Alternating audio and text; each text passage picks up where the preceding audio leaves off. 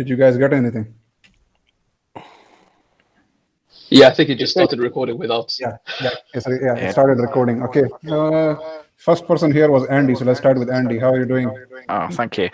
Yeah, I'm doing all right. Do you want a little bit of introduction as well? So. Okay, so if this is going on YouTube, I should give an intro, isn't it? So Yeah. we are part of Co-working Hub. We have been going on for about 5 years now. Some of us have been members for just a couple of years, but altogether the group has been going for 5 years. As you can imagine, everything used to be physical. We were doing events together. We were doing things together. But since shit has hit the ceiling, we have all gone digital like most things in life. So this is our third session of co-working that we are doing online. So yeah, the first member that joined today was Andy. So let's hear from him a bit. Okay, hi everyone. So I'm a chartered accountant. I usually help businesses with their finances, that sort of stuff. The last 2 weeks or so, I think I've just been advising people on the coronavirus, what sort of thing to do in terms of funding, things like that. So hopefully that's going to calm down now, and I can look at the next sort of step is really what's going to happen in the recovery and what businesses can do to best prepare themselves for that. So that's sort of where I'm at, and hopefully where I'm heading if things calm down in terms of the government announcements and the finance side of things now. So yeah, I think that's a bit about me. On to the next person. Yeah, thanks, Andy. The next person I can see whose mic is not mute is Ravi. Ravi, give us an intro of yourself. Okay, so basically, you guys know me. Who doesn't know me? So basically, I'm a podcast producer, and I produce podcasts for consultants and coaches. And I've been in this group since 3 years now? Is that what it is? Yeah. Since I came, awesome group, by the way. And yeah, we used to do all the offline stuff, and now we're all online. And yeah, if anybody has any questions about podcasting or online marketing or content marketing or whatever, just feel free to shoot it at me. I'm creating a lot of content now anyway on my website. So yeah, there's going to be lots of resources out there for anyone. Yeah. Okay. Cheers, Ravi. Yeah. Let's move on to Mukhtar. He was the second person to join, but now his mic is mute. Now it's on. So my name is Mukhtar, and I'm I'm a former student, and now I'm trying to work on my own little project here. It's a software for events and organizations that host lots of small events, and we create interaction tools like Q&As for engagement with the speakers for anonymous questions, and some networking as well, so you know who's part of the event, and then we provide some analysis for the events to use to help them improve the event and the next event, help them save time and things like that. So yeah, I've been part of this, I think not even that long, to be honest. I've only been part of this since early this year, January. And the weird thing is, the first time was in Birmingham, and we're from Leicester.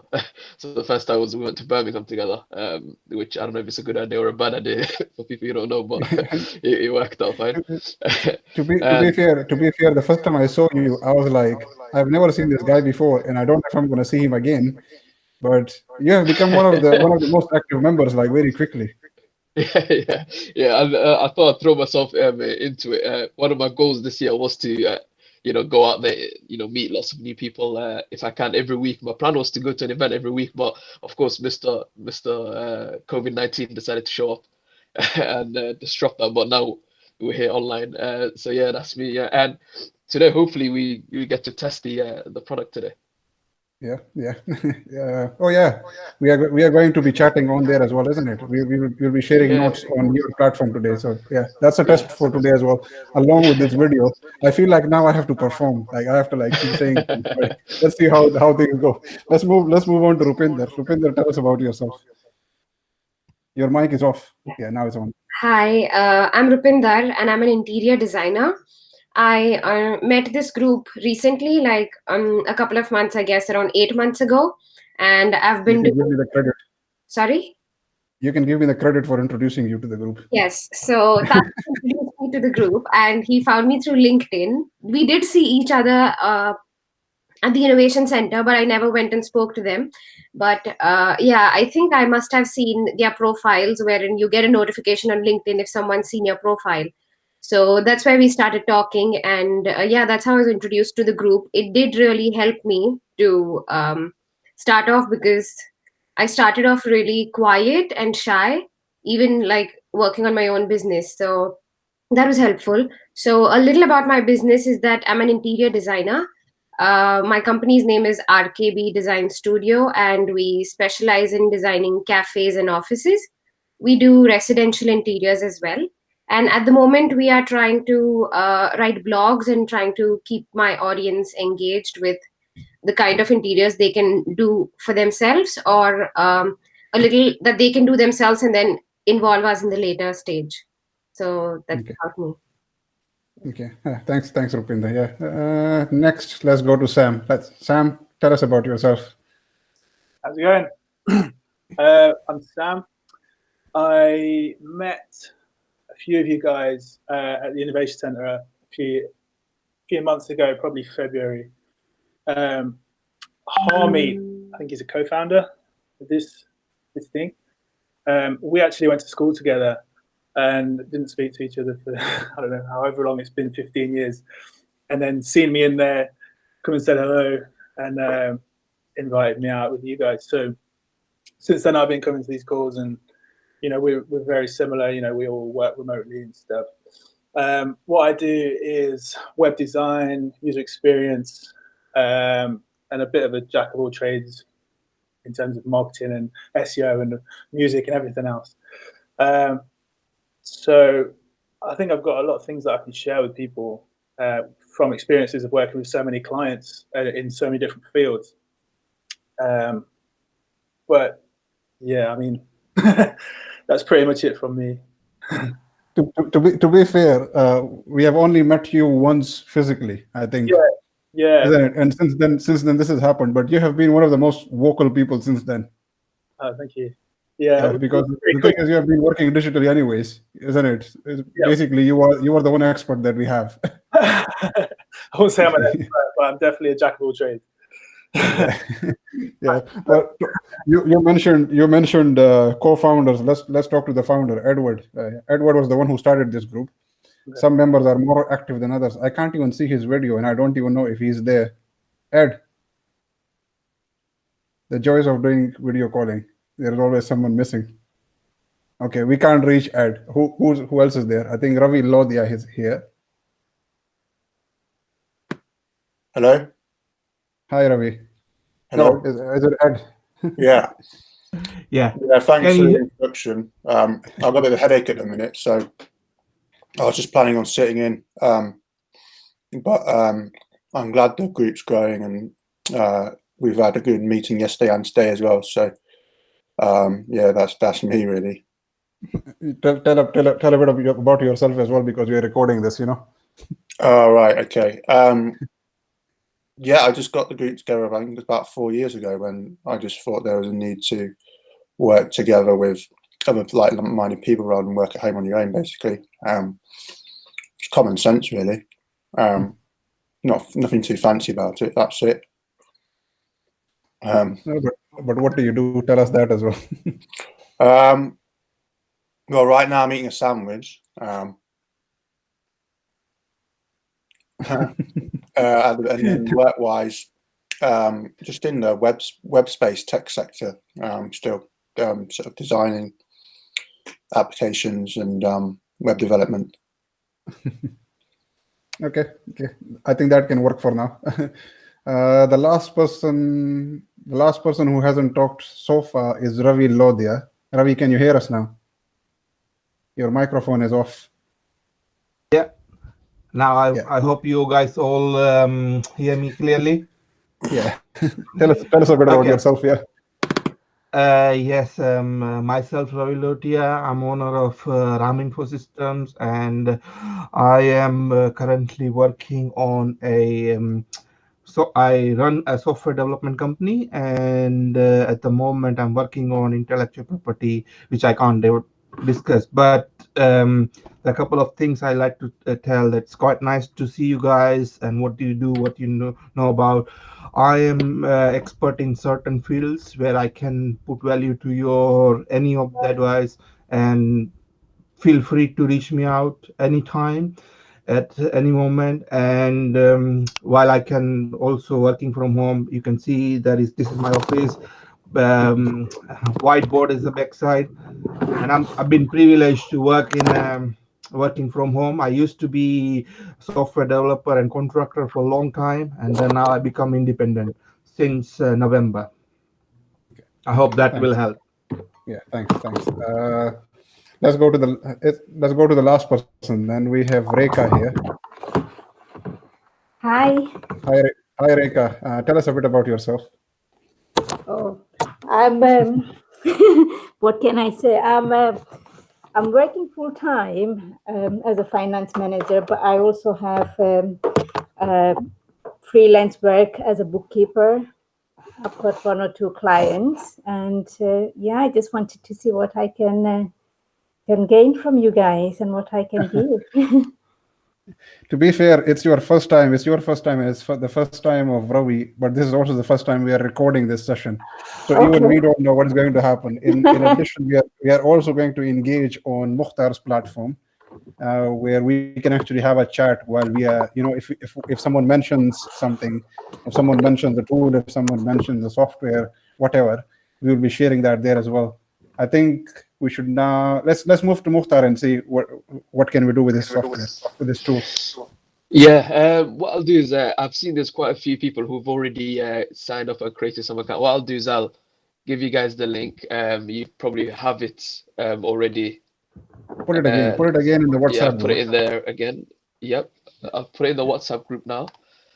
Let's see here. If everyone can go and sign up.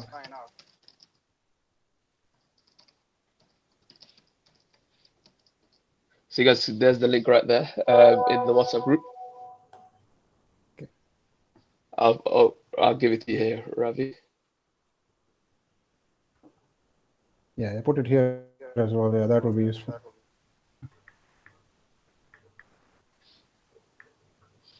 So if you could go ahead and you can click that link. Yep. How is the user experience if you are on your phone?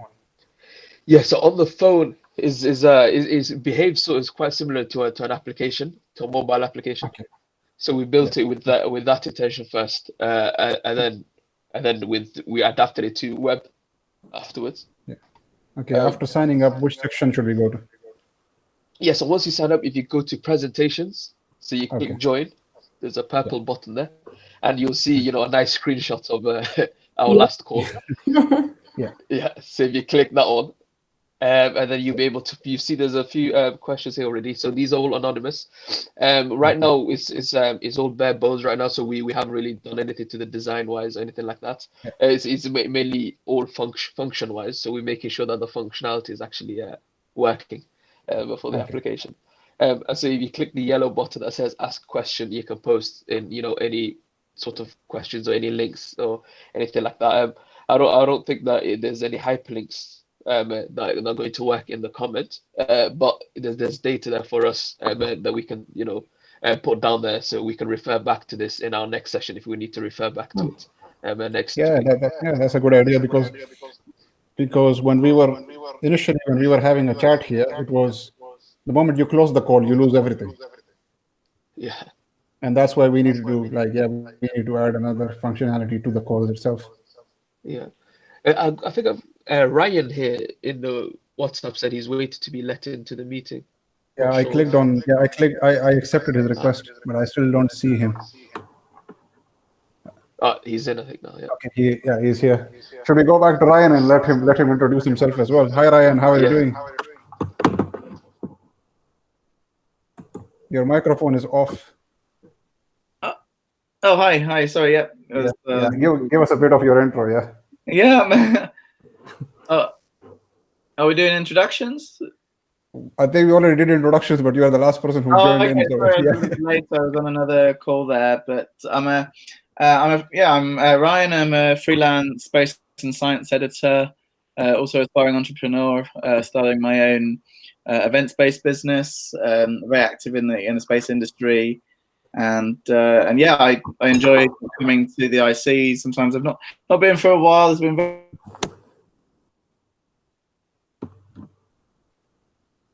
I think we have lost Ryan again. I think You're back.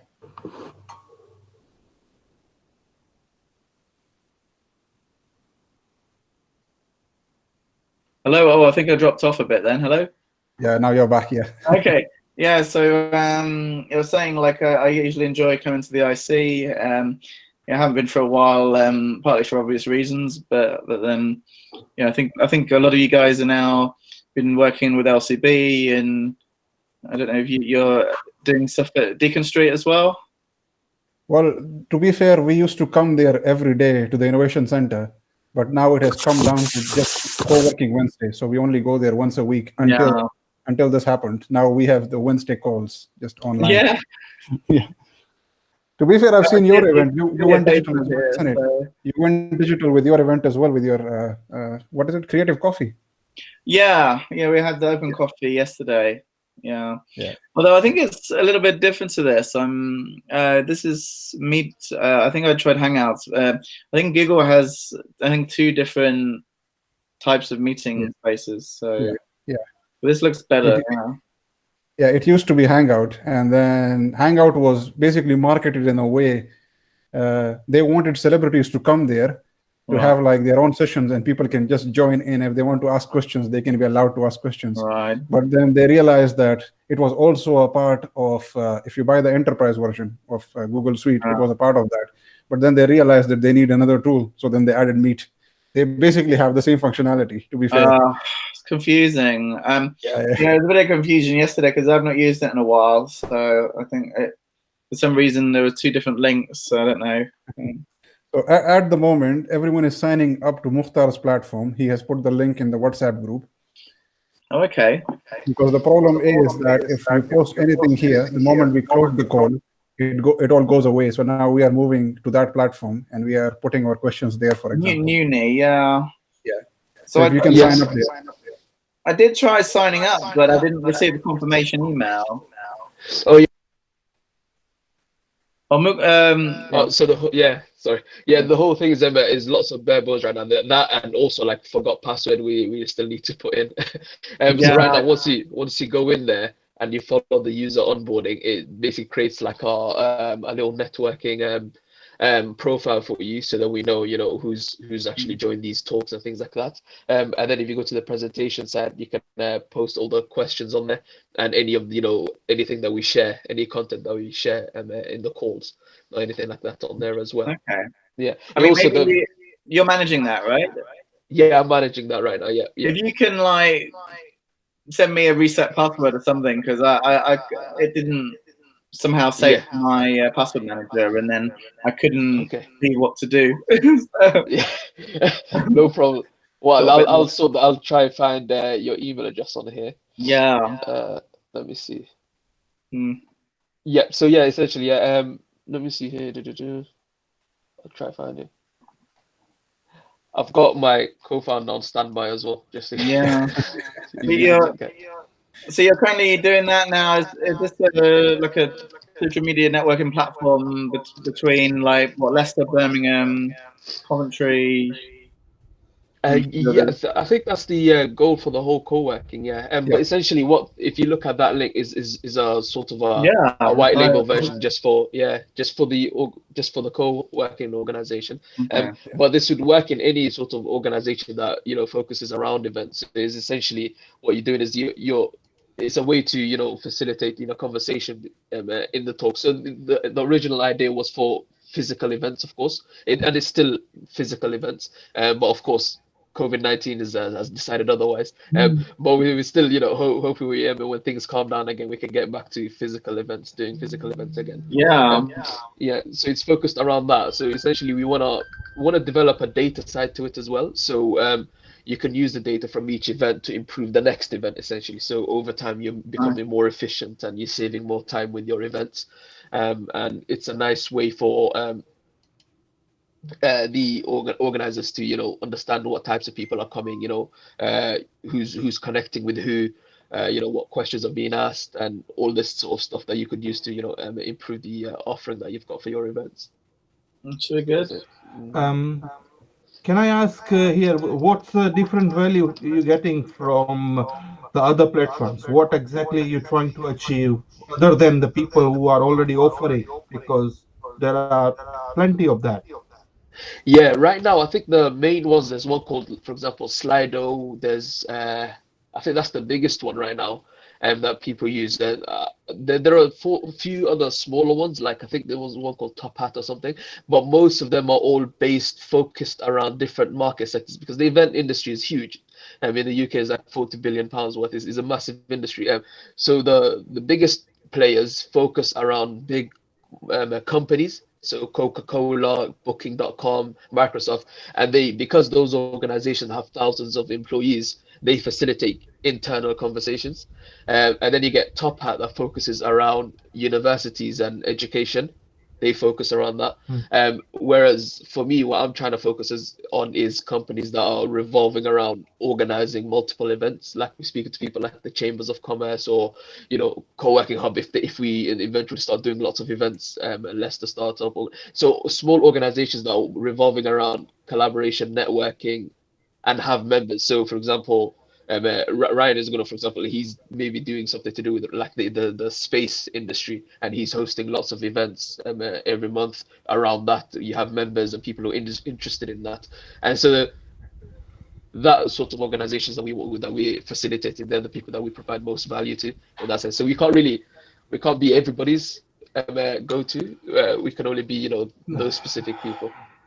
No, I appreciate that. I think I'm still trying to understand that model.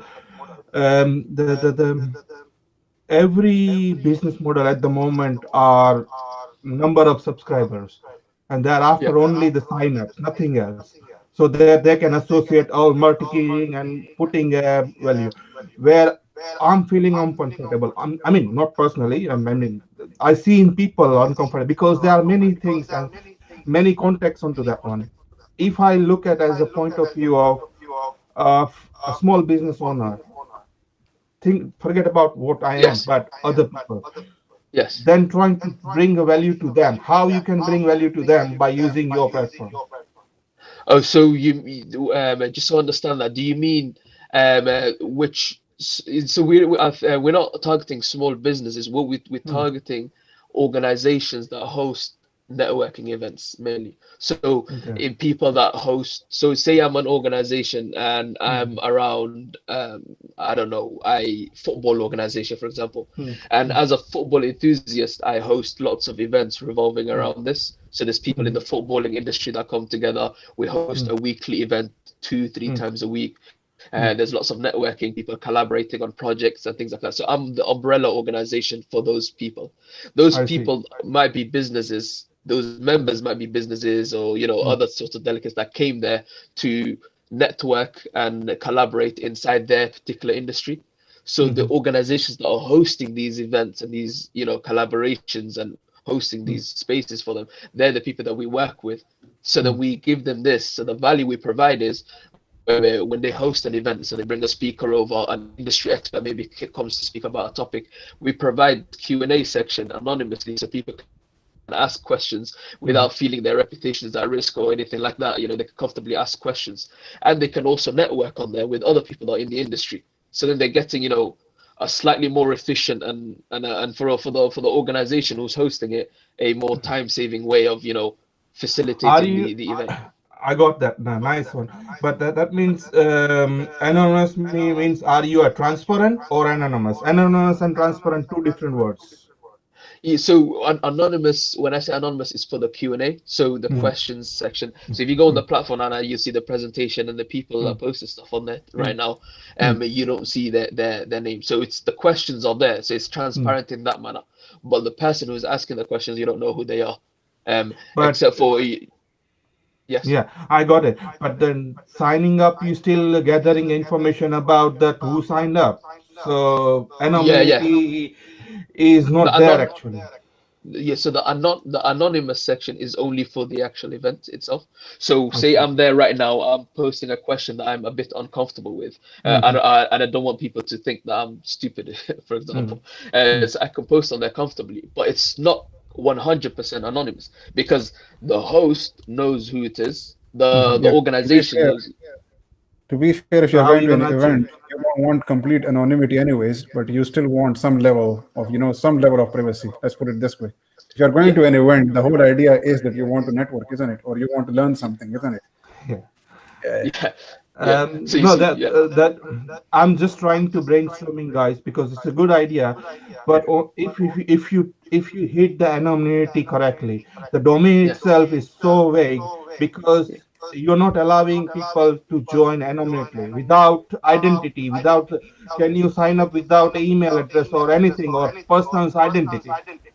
No, exactly. So that's a key. But there is a way, and that one way is to see that give that phone number, and phone number could be anything, and then without identifying that. But although organizer knows about it because they only assign the phone number, and they know exactly who is which number is belongs to whose desk.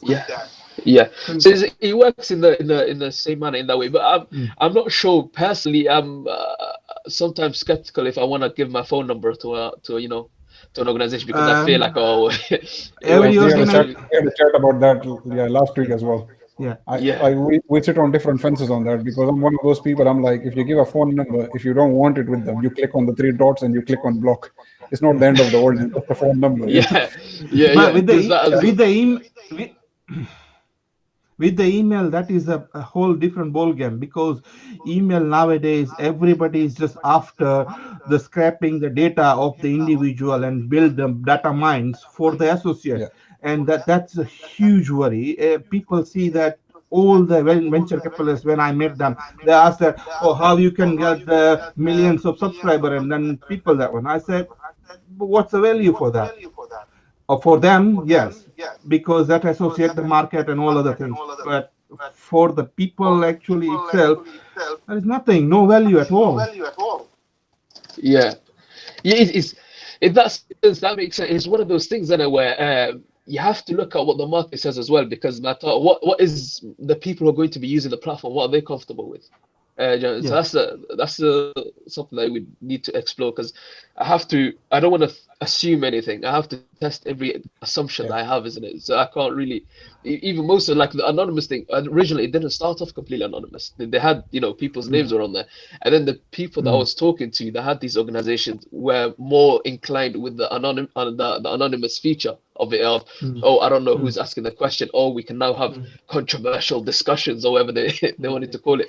So then with that, I have to follow what my, the people that were going to be using it, what they want. So I'd be like, okay, so do you don't want the names on there? Okay, I'll take the names off for you. If there's enough people that are asking for something like that. So it's one of those things where you have to test, isn't it? You have to really like. No, it's a good idea, and the industry is so big, and in a way, it's one another product anyway.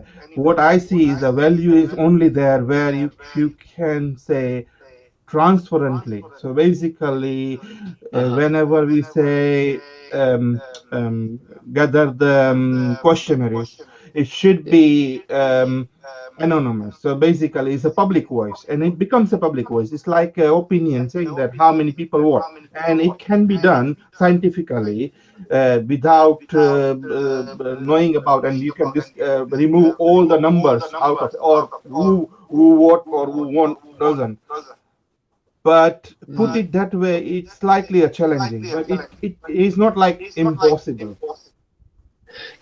So it depends on your translation of the word, maybe, isn't it? Like, what's your, what's anonymous mean to you? Do you know?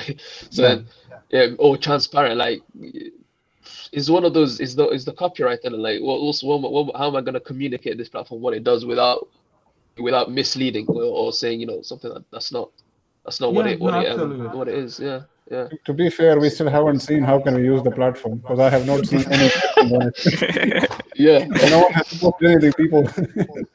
Yeah. So if because here I think there's like 10 of us here. We all quite know each other quite well. So if you have any question, even though you want to, Yeah. it's easy to just say it here because everybody knows each other here, or just post it on there just to test it. To be fair, I see the value in terms of putting, the collective thoughts somewhere, because like I said, once you close this call, there's nothing afterwards. So in that case, I absolutely understand. The thing is, we were even sharing it in WhatsApp, but even WhatsApp, we get so many messages that it just gets buried after. Yeah, I think as well, but one thing you haven't mentioned is the benefits for the host, the event hosts themselves. So I know you did, was it TEDx? You did something there where they found that really useful being on stage?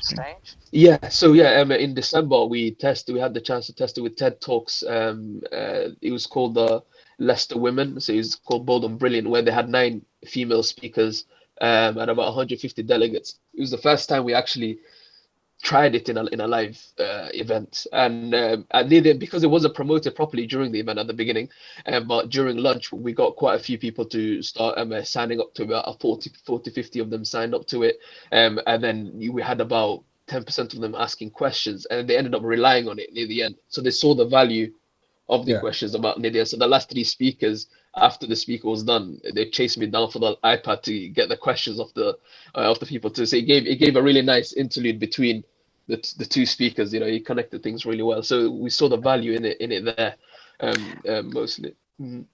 Yeah, and I think the process of upvoting like questions as well sort of lets the speaker sort of tailor what he's speaking about and focus on areas that he may otherwise miss. So if he can see that one question, 10 people are interested in the answer compared to something we've got 1, it lets them tailor their talk, so to speak, with what's most relevant to the audience. To be fair, I can already say that it is an improvement of what we have used in education, for example.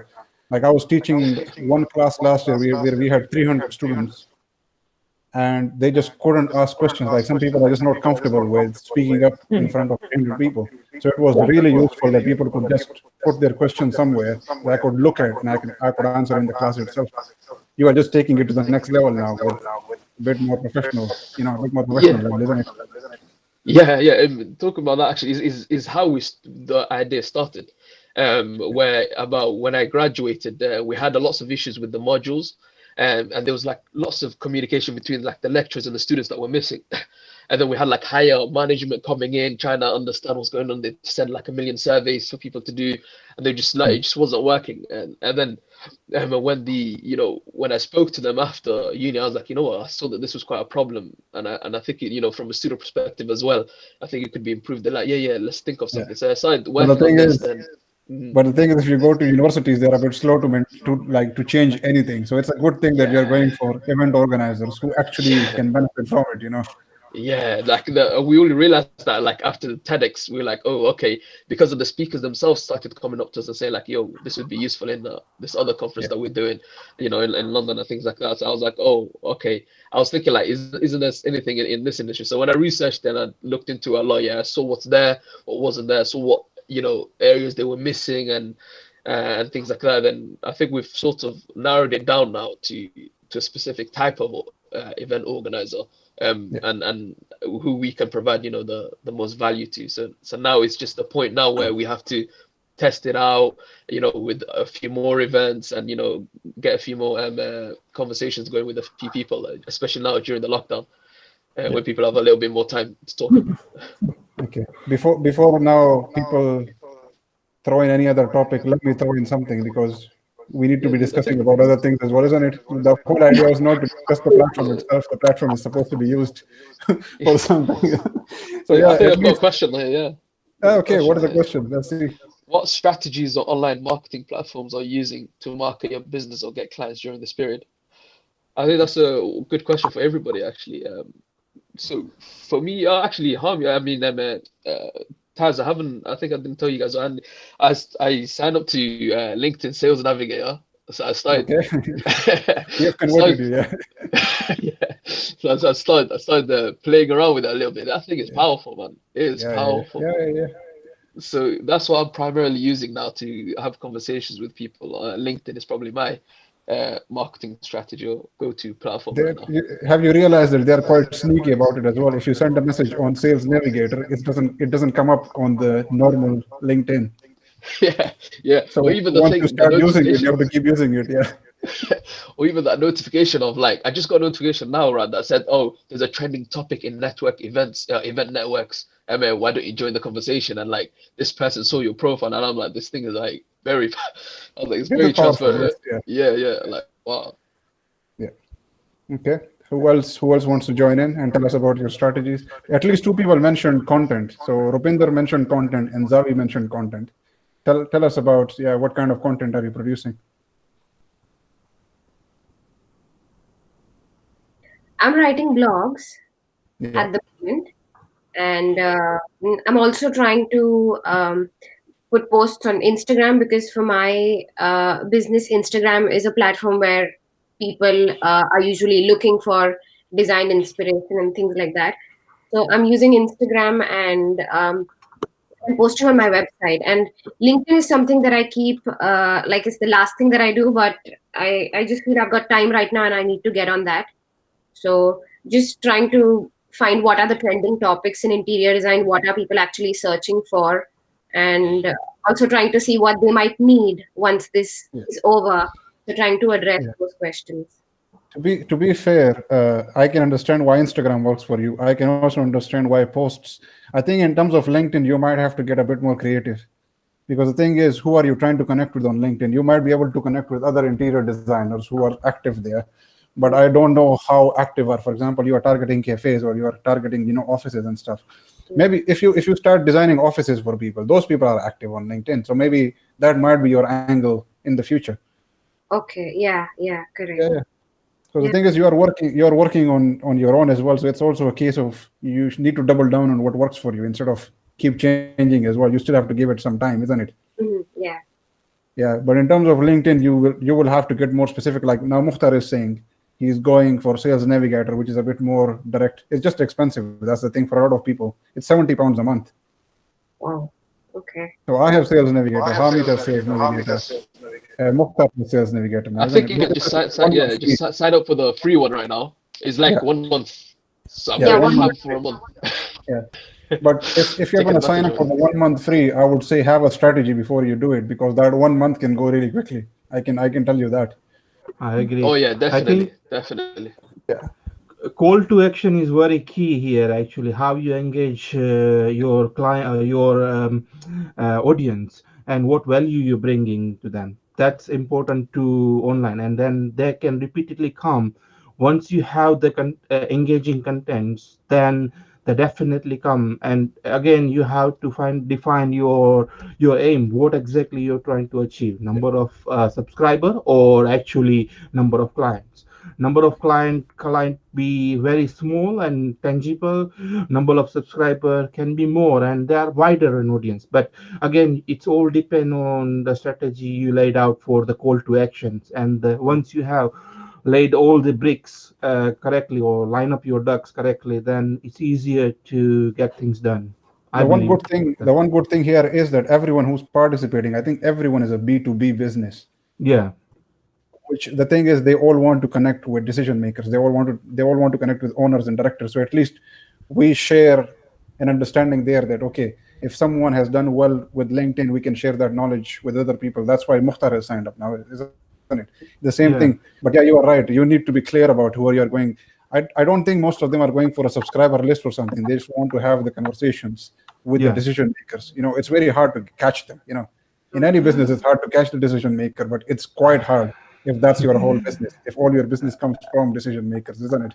I think you need to put a value there. What exactly they want, why they engage to you. That is, I'm trying to underline that one. As a business owner, I don't have a time for go through the all. I very scream, and I met quite few people, those who have a turnover 50 million a day. Not day, 50 million a month. And then they said, look, I'm a very quick reader. Give me a summarize in the one sentence. And sometimes it's really hard to get with the one sentence. You can't. But they said yes or no on the same sentence. Say that, yes, I think this is right thing, or no, period, and they value that things, and I appreciate that as well. Basically, if you have a content strategy, what you targeting it, and then key decisions are say that okay, but I don't need that, and most of 9 out of 10 out of 9 out of 10 times is just saying that basically why they need it, and if you can engage with the why part, then it's everything is winner. Yeah, exactly. The thing is, what we have learned on LinkedIn so far, now we have been using Sales Navigator for about 6 months. Your every message needs to be under 500 characters. Like, I can tell you, like 3 sentences is the maximum you will get. Most of these people are quite busy. They don't have time for everyone. Like, it is quite an exercise to like condense your messages to like 3 sentences. It is quite a challenge, but once you get it right, people then start flowing through. And the thing is, there are quite a few automation tools on LinkedIn now as well. To be fair, they are not allowed, but if you use them properly, nothing happens. But there are automation tools that you can use afterwards. But initially, like you said, you need to be clear about what you want to do and what you want to achieve. Yeah, I agree with that. Yeah. Any other content ideas? Any other marketing ideas? Well, we were going to talk about the email thing, wasn't we? The email campaigns and things like that. But we have put a different group for that. Actually. Yeah. There's another question actually. Is it beneficial to connect to people in the same industry on LinkedIn? It depends on what industry you're in, isn't it? If it's your target industry. Let's put it this way. I stay away from most SEO people.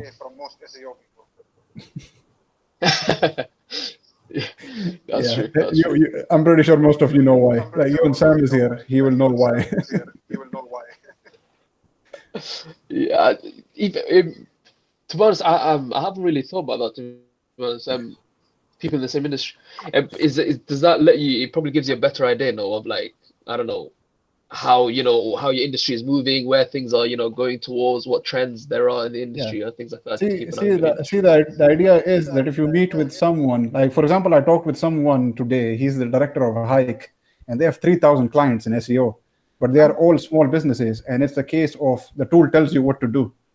So they are not doing SEO; they have built a tool which tells you what to do. So see, on that side of things, I can understand that if I can convert our services into a product, you can get more clients more quickly. So I would rather talk to those kind of people. I don't want to talk with people who are providing SEO services for a couple £100 a month. That's just wasting time. It's a case of if I can add some value to their life and they can add some value to mine, then of course you should add people in your own industry. But like I said, it depends on your industry, and it also depends on who are you connecting with, isn't it?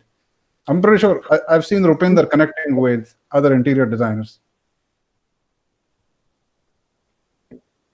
Yeah, I do connect with other designers, and actually in design field, it's not only they're not hardcore into interior design. So some are more into like decor, and then some are more into furniture design. So it does help me in other ways, instead of me having to source furniture from a non-reliable source, I've got a catalog of people whose work I've seen on LinkedIn and elsewhere. So I do connect with designers a lot. Yeah, that's really useful. Yeah, so yeah, that makes sense, isn't it? And then we have let's go to the 2 accountants in the group. Do you connect with other accountants? Let's see. I sort of have got a few other accountants connections on LinkedIn, and so I think for me, I sort of see a lot of their posts coming out, and I've either already said the same thing, or it sort of puts me off posting like a similar sort of topic, if you know what I mean. So yeah, I guess there's a lot of complementary sort of skill sets, and it's good to keep an eye on your own industry. But I think it depends how you take it. So I sort of look at it and go, okay, they've already said that. I don't want to be saying the same sort of thing like that. I have the same problem with marketing at the moment, because I keep questioning, should I say that or will it come out wrong? Because at the moment, people are using, the circumstances themselves to market themselves. And I'm not one of those people. So then there's nothing else to talk about at the moment. Absolutely. I agree with Andy, actually. Yeah. Definitely. Yeah. I wonder how many people here are on Twitter. I used to be on Twitter, but So I suppose in my industry, it's it's a little bit maybe more niche. So you follow like particular hashtags, and I think this can be applied a lot to other media. Maybe LinkedIn introduced hashtags a while ago, but it was a little bit slow to sort of to follow that trend. But no, I mean, like on Twitter, at least for me, the space industry, there's so many people there on Twitter, and it's a direct way of engaging with professionals all around the world, and this in turn is good to promote events. Like for my You've lost connection again.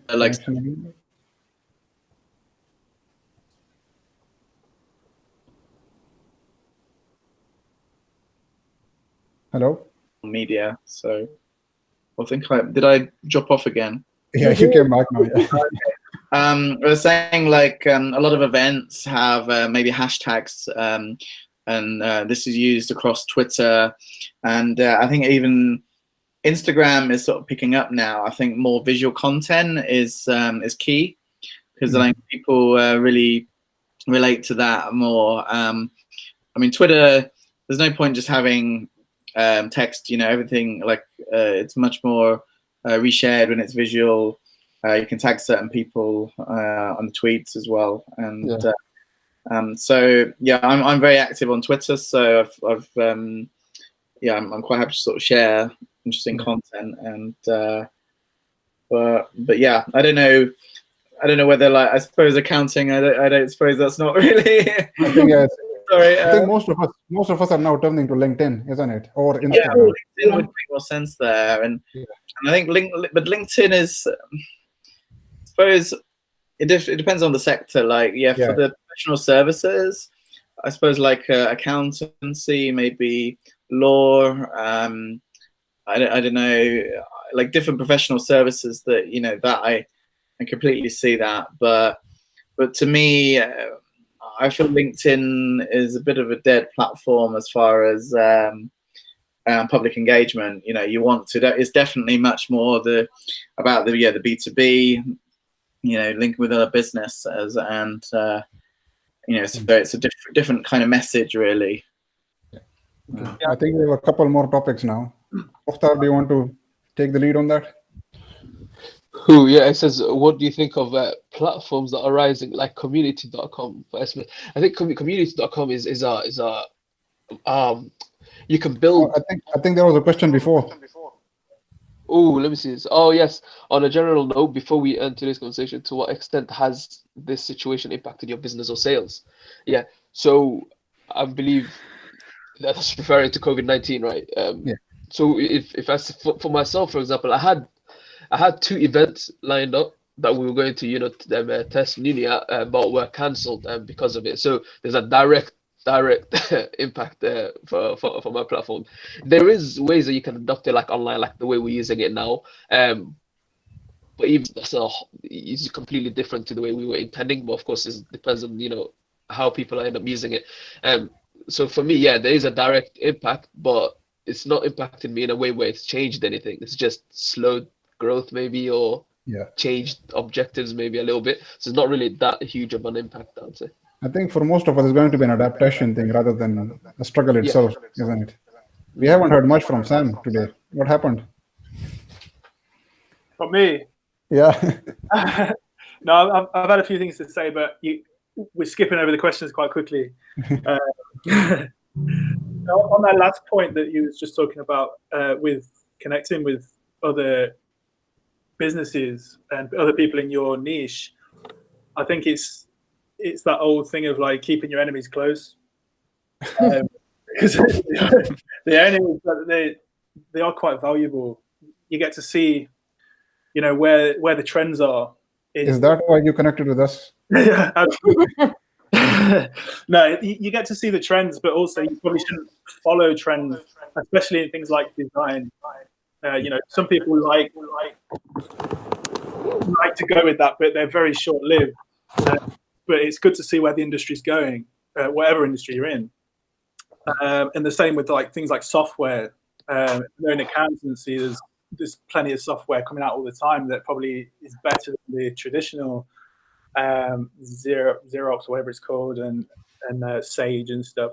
So it's good to just keep on top of things by being around people. But I think the real value is connecting with other businesses that are in sort of adjacent niches or adjacent markets, where, say you're a builder, you might want to connect with a load of plumbers, because then that's where a lot of your work's going to come from. You don't have to go out and get cold leads all the time, because if you do a good job with people either side of you, they're just going to recommend you all the time. So I think that's probably more important, but it's good to keep an eye on what people are doing in your niche to know where you can improve on as well. Yeah. You know, step over. Yeah. Okay. On the topic of how has it impacted? You were talking yesterday about how people are not paying. You can put some light on that as well. Share about that as well. What's happening with your business at the moment? My business. Yeah. In what sense? Sorry. How has the current environment impacted your business? That was the next question. Oh, sorry. Yeah. It's not really. Well, for the last couple of months, I've been trying to set up a new business, some sort of agency, sort of targeting clinical practices, offering web services, more like a product rather than a service. So instead, in the past, I've always been building bespoke websites for people, and it's not the way I want to do it going forward. I want to create a product and offer that, so I'm not having to just constantly recode the wheel, you know. And I think that's probably what people are looking for, but they don't know it, because almost all the websites end up being a variation of the same thing. And being a user experience guy, I know generally what people should be doing, and they always want to go against the grain for some reason, because everybody's a designer. They all say, I want this big flashy moving image and this and that, and I say, no, you need it to work for the user. And that generally always looks the same, but just, you know, it just fits certain businesses. So if I can niche down into one market, say therapists or clinical therapists, then I can just offer not a template, but just a better starting point for each business, where they can just choose whatever they want, whether they want online booking or not, whether they want online contact forms or whatever it is. And I can just pull them in and out and give them a product rather than a service.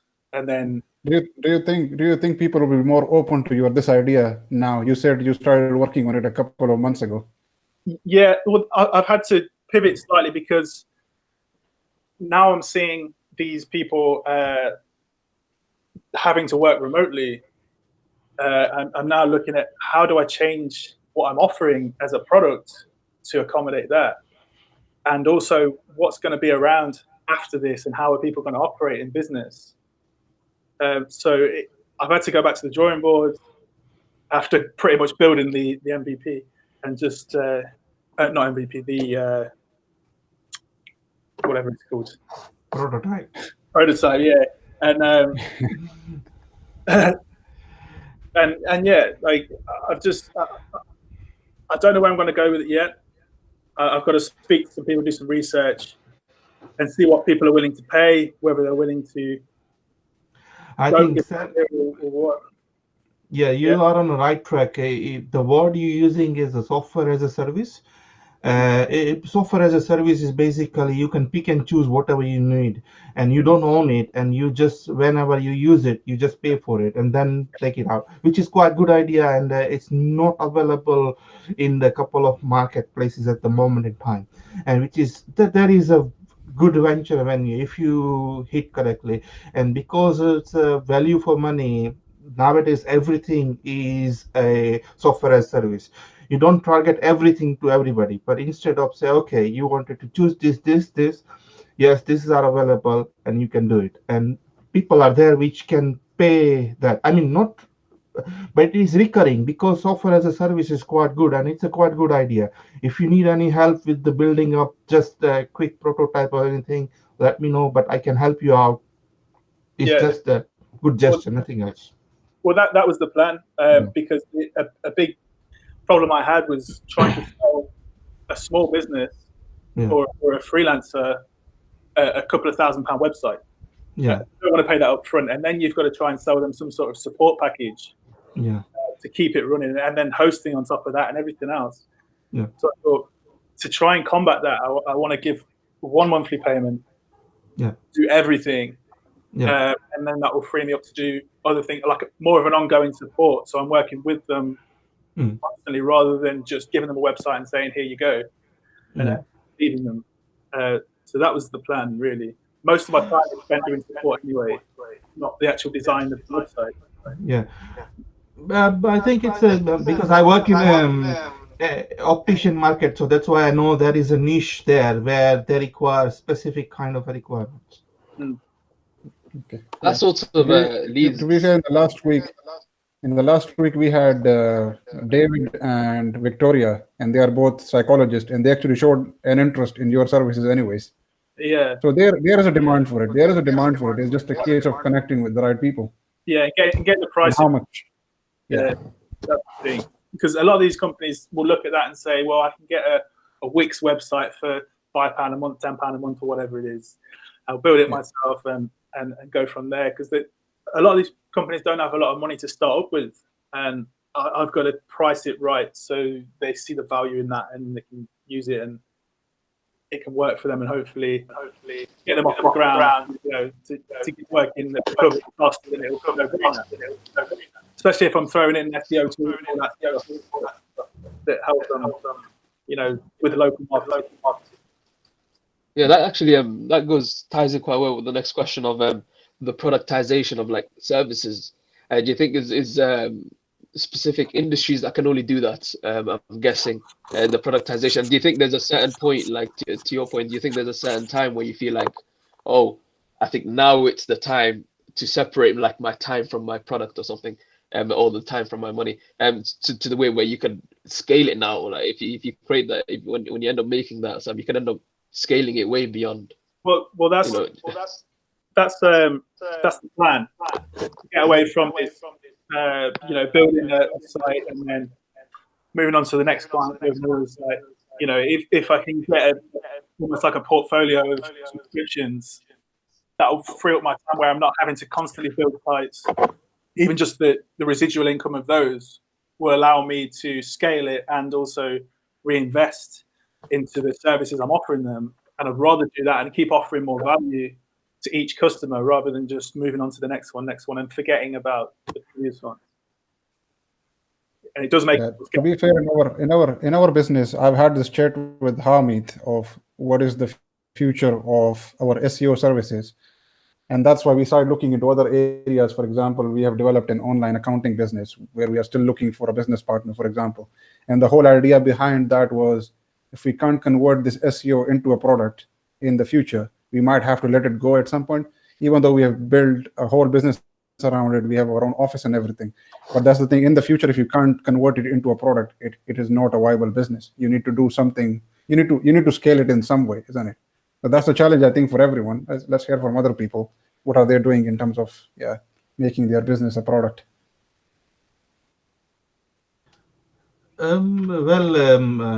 Client bases, every business is require clients, those who can pay for your business, basically.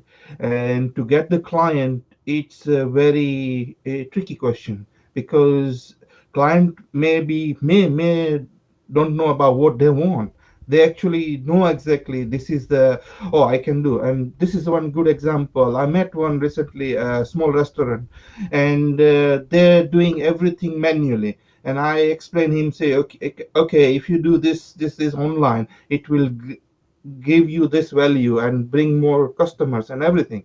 And they said, but I'm happy with what I'm doing it. And then said, okay, how you can make it more efficiently. And then he realized it, and I have to try to convert that things that, okay, you can make this simple steps Like one of the example is the automation, and to the Sam's point, it's the same thing. If you automate their life easier with all-in-one, and that all-in-one is a part. Basically, once I use these things, then I don't have to pay over and over again.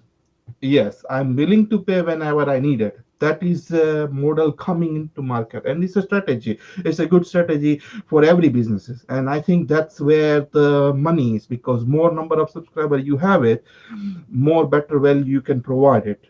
Simple. And again, if a value measure with not money they spend, but actually that work they carried out. So if you compare your how much time you saved to by spending £25 a month, and you saved about 2% salary, that means it's a huge value. So this is a conversation always I have it, and that's why my expertise, I'm making some of the task automations, which I'm working quite a lot on the variety my in my software engineer some development or anything. I put a lot of effort to make it say, okay, first thing is, don't need everything. All you need is that how you can go to A to B, and once you go A to B, that's it. And then after that you think about it, okay, how can I make it more efficiently? And that's how I incrementally develop the products, also add more and more client base. But I have not that many client base, but those who are there, the value to it. So okay, yeah, this is quite good, and they paid for good money. I mean, and I'm trying to, as same thing, so I'm developing it. My area is also, I'm creating a portfolio, product portfolio, where I can just start building a small businesses, helping small businesses. And it is really difficult time. I know for the fact it's difficult time, because high street are struggling. Last 3 years, number of businesses have shut down compared to the higher one.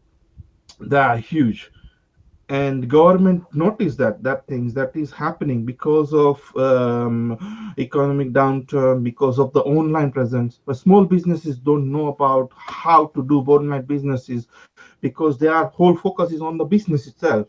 And I created one platform. That one example I can give you is that local opticians, it's still live, but I haven't done anything much on that one, because localopticians.co.uk is targeting for advertising for local opticians. About in the UK, about 3,000 opticians, and these 3,000 opticians are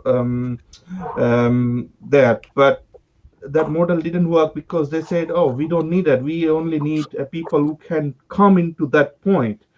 And I said, okay, I can't do that, because you cannot send the advertising or other things without spending a lot of money onto the marketing itself. And that's why, but that is one of the portfolio I work on. But there are a lot other things I'm still doing it, and it is just the way it is. You just have to carry on, and you have to just, okay, switch off and switch on to another one.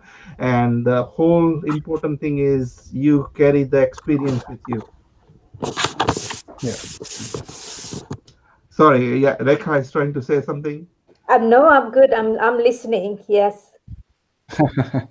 Okay, so let me take it to the next level then. If not all of us can convert our business into a product, even though we are a service, like most of us are providing services, how will you walk away from your business? Like, how will you make your business reach a level where you don't need to be there in order for it to run? Whether you have like a exit strategy, or you want to scale it in a way where you are not required. What are your ideas, by the way? I think you've just got to look at what you can outsource, and outsource that, because labor's so cheap online. You've got places like Upwork where you can just find people in other countries that will do a pretty good job for less money than people will do it here, because they've got different economies and maybe different work ethics as well. And I think I've found a lot of value in, me saying, this is my time, this is what my time's worth, and this is my expertise. I'm going to outsource anything else to other people at half the cost I pay myself, and just get it done. even if that's just an idea, just put a little bit of money in, get it done. But in terms of a business, you want to outsource anything you can to other people, I think. Okay, yeah, that's very similar to our idea as well. Yeah, let's hear someone else as well. Yeah, that makes sense to me. So for our business, we're like using technology to sort of pretty much outsource to technology, really, as opposed to individuals. So we use a lot of automation software, Xero for cloud accounting, receipt scanning apps, things like that, so that a large proportion of what we would traditionally do as accountants is now fairly automated. So that frees up our time to advise clients and do like more of the high value adding sort of stuff. Or like this past 2 weeks, basically I've been just advising on coronavirus and what the support is. So it sort of frees up our time to do things like that, which provides more value to the clients. So I think that's another way of sort of outsourcing, getting technology to make things more efficient in that respect. Similar to what Ravi said as well, that he was talking about how you can make processes more efficient. That in itself saves you time, isn't it? Yeah, Sam, what did you want to say? Yeah, I was just going to say, like, what I said about outsourcing to other people, that's always after anything I can do with technology. Any services that are already out there that have APIs and stuff, you can, or even Zapier or I think it's automate.io. Like, there's so many services where you can hook up other things that are just drag and drop, easy automation systems, and they can do so much and go so far. And I think understanding those is really good. I mean, I automated a whole website and business just using these and outsourcing a couple of coders to connect things together. It's actually amazing, really, what you can do. Yeah. Funny enough, we have actually outsourced within co-working. So we have worked with Rupinder, we have worked with James. We that's another way of like building a community. How else will you meet these people? Ed has worked with Michael, Josh. That's one of the things. That's one of the reasons why we have co-working in the first place, anyways. I think I put not outsource, but the word I use is delegate. So technically, outsource. If I say outsource, is always a risk. To find the right people on outsource is a challenge, and for me, I found it out very difficult to work with outsourcing, especially offshore. Impossible, nearly. The language and other things are always a constraint. Obviously, one prototype recently I done that one, and I have to go with my time about 6 hours sitting with him to just get that done. Obviously, it is not value for money. I know that it is good. It was dirt cheap, throw away money, nothing else. But the concept, I couldn't do it because then I end up doing myself anyway. I mean, most of the things, and it helped. It's like, oh my God, I see I can do that or not. Again, my experience, this is only personally my experience, getting right people on the board is always a challenge. But the best way to start is to invest locally. And I am doing it at the moment. I'm talking to Leicester University at the moment, trying to find out the people, those who are graduating recently, train them, to build them, to say that, okay, how you can add value to the economy. And while you doing this, I give you my experience. And in return, you done this one. And then apprenticeship, put there some things so that they will get trained and I will get my work done. And that way, I think it is more viable way, because they are face-to-face.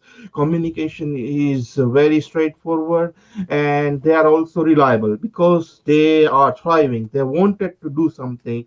They are hungry for the experience, and once they have experience, I know some of them might remember me saying that, oh no, this is a brilliant guy to work with, and the product or the way I work it are very appreciative, and it's their work done, and it definitely in return they done my work as well. So I see that way always.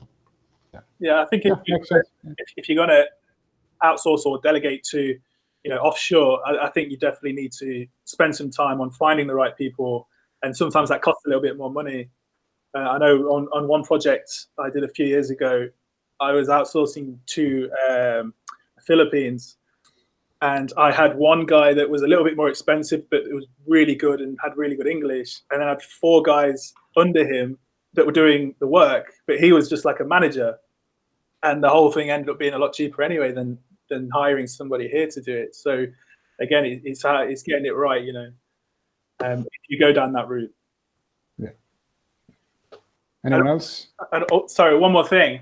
Yeah. At a similar time, I was I realized the value in this, and ended up being a middleman and setting up a business or like a little side project, side hustle, where I was employing a logo designer in another country who was so cheap but so talented, and offering that as a business here. So I was literally just a middleman, sending emails back and forth and like revisions, but it ended up being a nice little side hustle that funded another project. So, always look for those opportunities as well, because it's just, again, it's very hands off. Yeah. To be fair, that makes sense. Yeah. In terms of logo design, for example, we paid for our logo like 300 quid here locally, and basically it was half a job because we still had to keep going back to so it's not a case of if you hire locally, it's going to be amazing as well. You still get bad people. Like you said, you still have to spend your time and find the right people, even abroad. I found one good guy, and he was 20, 30 quid for a really good logo with like 3 revisions, and I was perfect, but they're hard to come by. Let's go to someone who is basically like, if something is so personalized that let's hear from Rupinder, because hers is interior design. If she wants to walk away from interior design, if she wants to scale at that level, what will she do? I want to know. So I've just begun. I'm just in the 7th month of my company. So while you all were discussing about what's the other option, if you want to walk away, that is something that has not yet popped in my head. I don't want to walk away from my business at the moment. I do want to design, and it's probably because you all tend to generate, come up with new business ideas every week. That's not how my brain works. I'm not very business minded, at least not now, honestly. So it's all like learning for me, and for me it's like I need to master what I'm doing now, and then I can probably think of. But yeah, if I would want to give it a try, my second thought is to open a furniture line. Yeah. So wherein I don't get involved in all the design, that will not be my main thing. Furniture will be my main thing, but that's way down the line. Not to be fair, there's a lot of competition in furniture. That's one thing I can tell you. So it's one of those things you need to be established well, and you need to have good marketing if you want to go the furniture route. But I was thinking, even if you just hire other interior designers, if you reach a level where you can hire people, or you can hire a sales team or something. Because at the moment you are the sales team, you are the marketing team. You need to outsource some of that, isn't it? It's not just a case of your job. You still might outsource some parts of it. Yeah, that I can do. Yeah. Who else wants to tell us? Andrew already said that he is outsourcing to tools. I think Rekha, she's also an accountant. I think you guys use a lot of tools now. I know that part. There are a lot of tools out there. Yeah. Okay. Who else we have not heard from? Ed has not said much.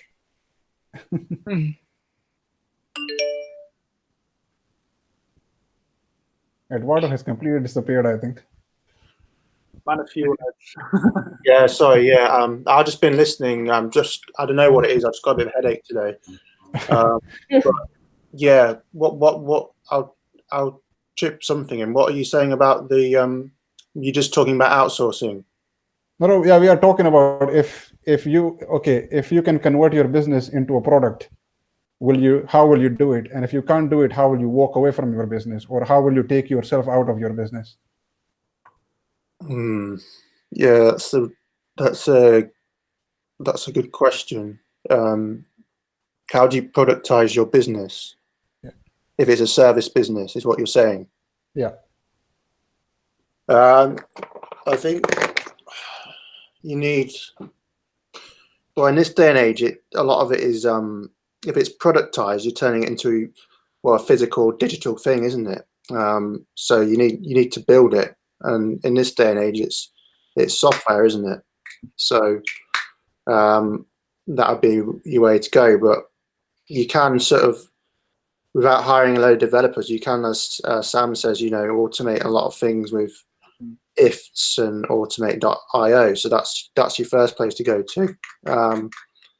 And then you want to start building software. That's the way I would go. Okay. I mean, maybe I can sort of chip in here a bit. So I've well, for Every time we go to Ryan, something happens.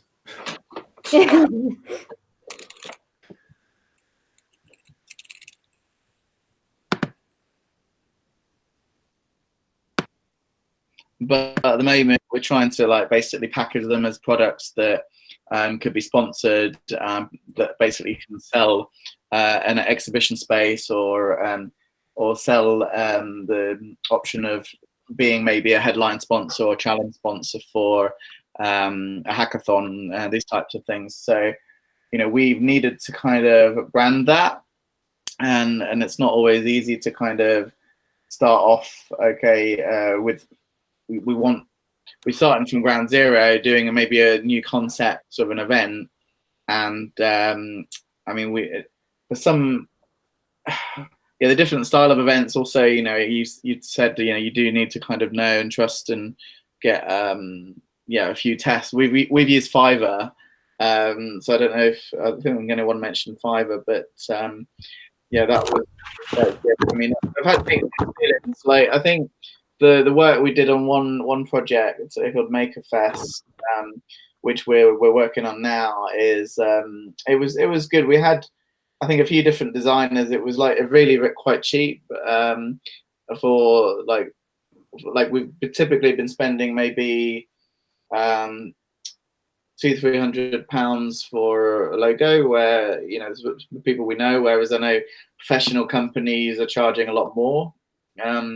So it's kind of, it's fitting with that business, and because it's definitely graphics is something we can't do ourselves, and as an events company, we want to market something, we need graphics. So, and starting from scratch is kind of, To be fair, I like that distinction. When we started our business, Harmeet and I both knew that we are not good with graphics, so we knew from day one that needs to go out.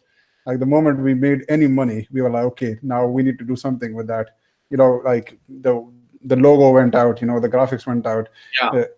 Hamid tried to learn video editing, but because it takes so much time for us, like if you want to learn it from ground, like from the bottom, you want to learn it, it takes so much time. So again, we couldn't do it. It's the same thing like this video. We have been asking if anyone can edit it, but it's again a case of, where can you get the right skills? So like you said, if you understand what you can't do and you can outsource it, even from the beginning, it doesn't. I keep saying to people, I would not do something if I can't do it well. Let's put it this way.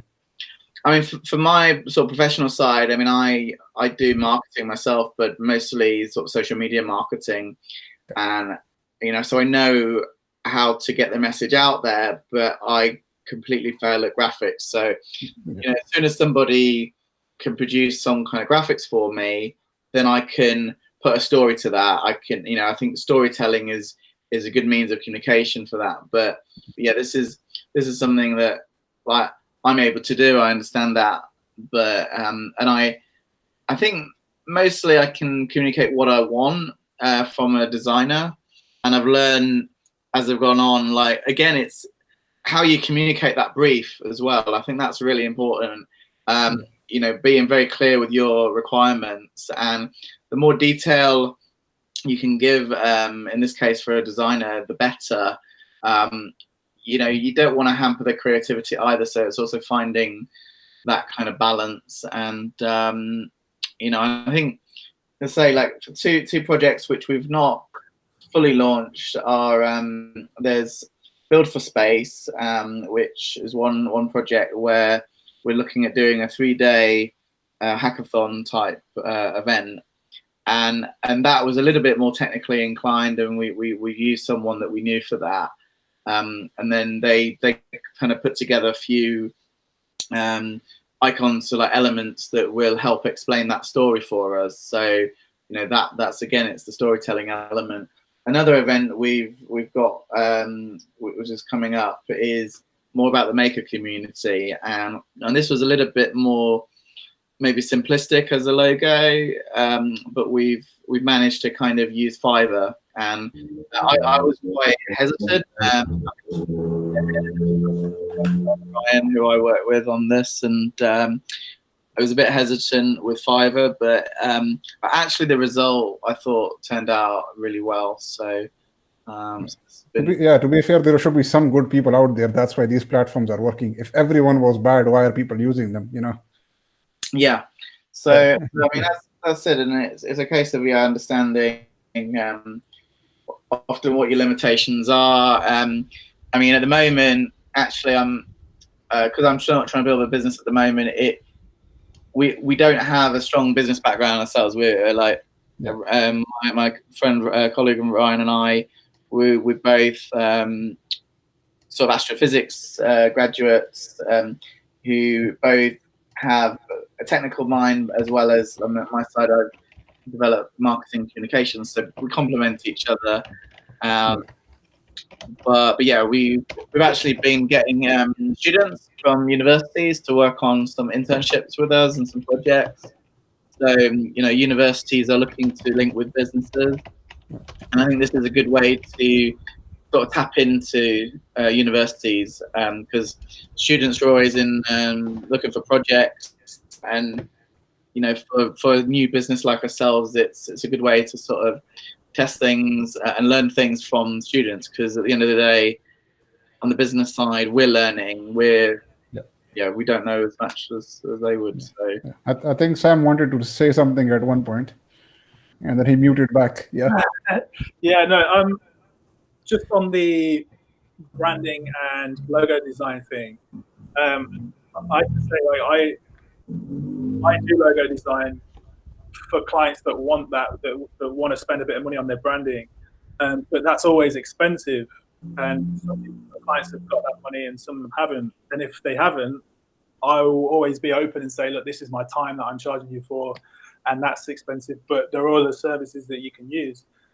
So I would be hesitant to go with Fiverr, because there's just generally, it's too cheap. There's a lot of low quality on there. Really? Yeah, that's why I was very hesitant with Fiverr to begin with, and we had mixed feelings about it. But then, as for us, it was initially we used it just because, I'll be honest, we didn't entirely know what we wanted there, and we actually saw that as a tool of kind of testing some ideas quite cheaply. We ended up with one result that we actually really liked, which maybe was a bit of a fluke there.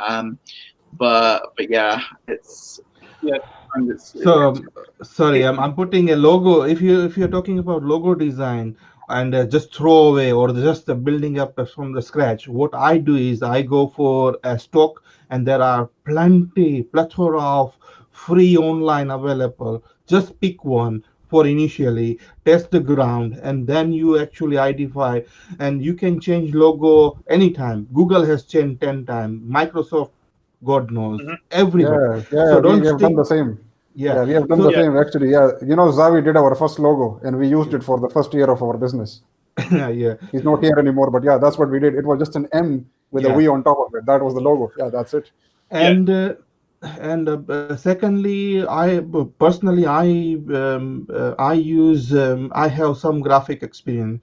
If I wanted to start any concept, I just put only simplest things, how quickly I can do something, and then which represent exactly what it is supposed to do. That's all it. And yes, it is. We can spend branding. When we talk about the branding, that is a whole new concept, and branding comes to only picture when you have a sustainable business model and hundreds and thousands of subscribers are already there.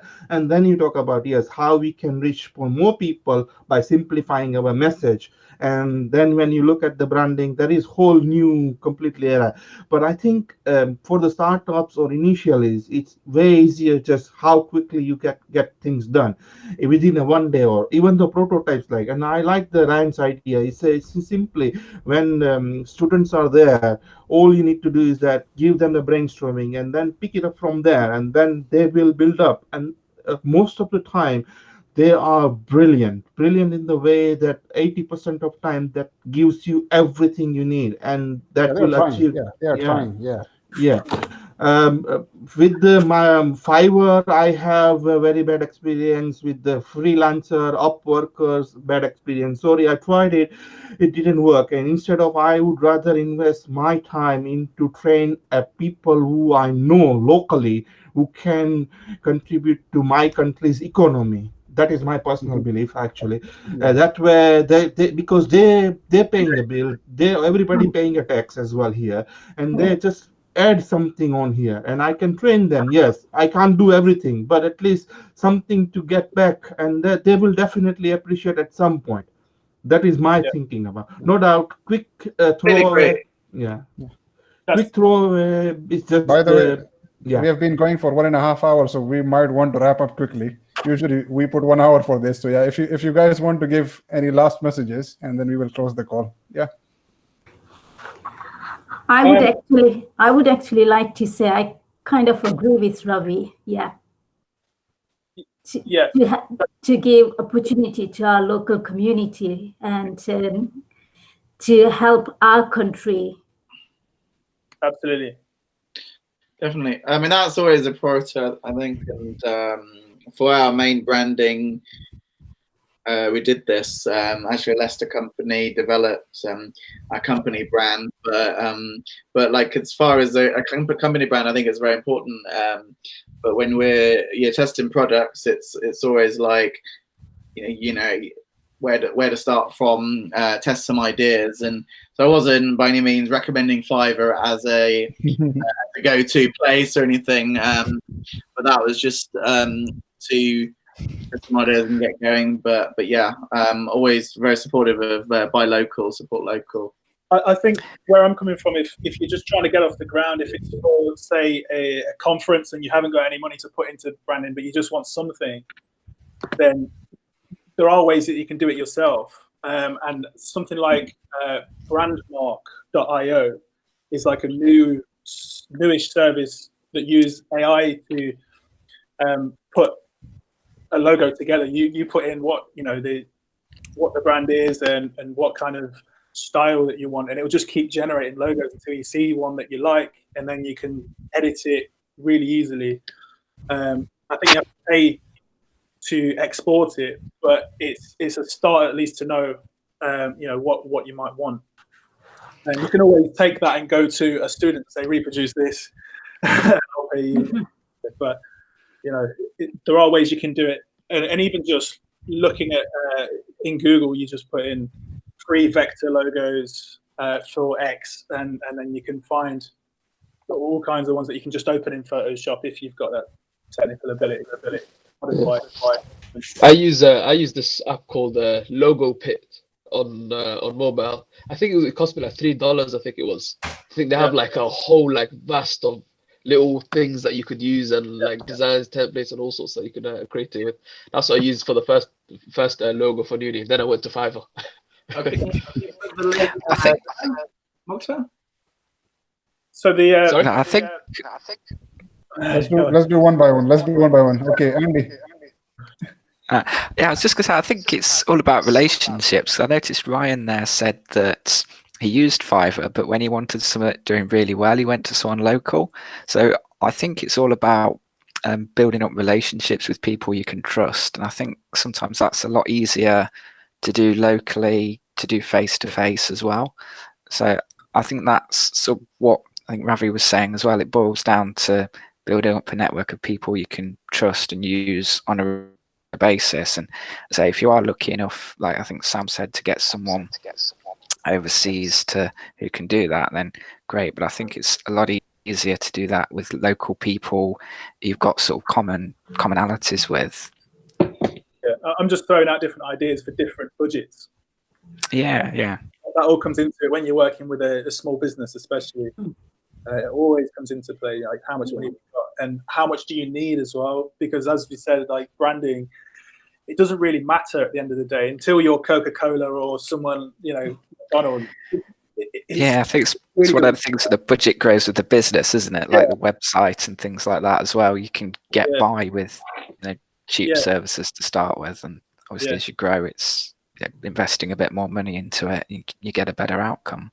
Yeah, and the good thing with design trends recently is that all logos and branding's gone really simple.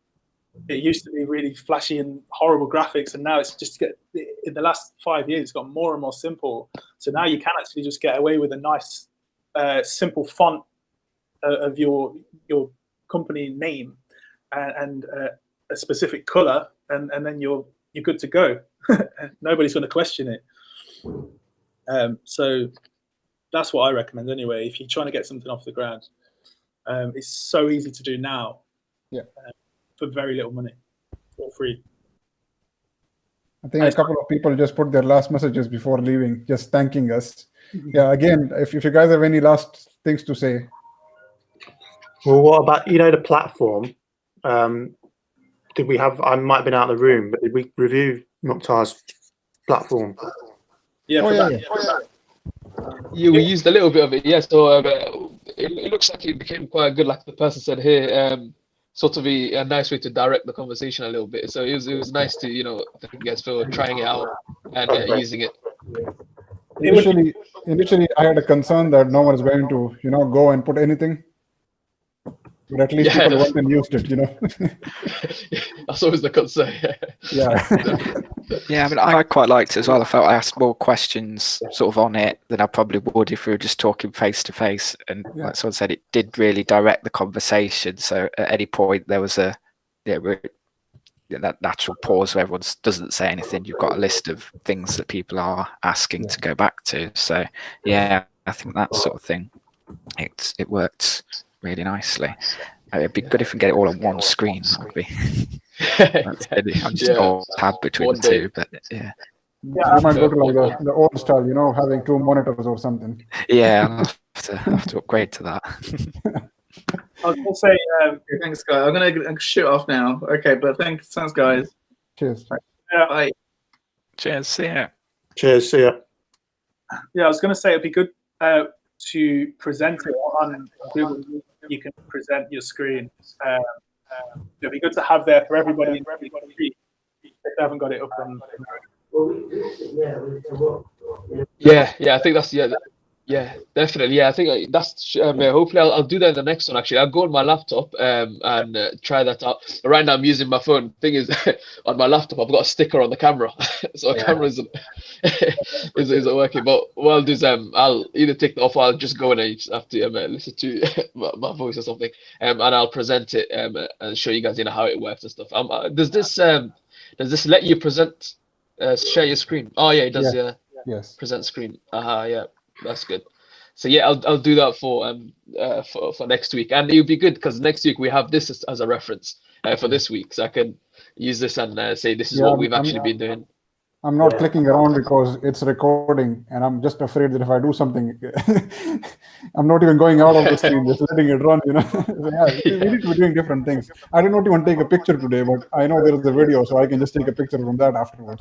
Because we have been getting people from LinkedIn. That's useful as well. We got 2 new people from LinkedIn. That's awesome. Yeah. Definitely, I think even later on we can just and for next week, we could, if you want to, get the conversation going, you can just be like, this is what we discussed last week. Yeah. It could be one very long conversation that goes on for a couple of months.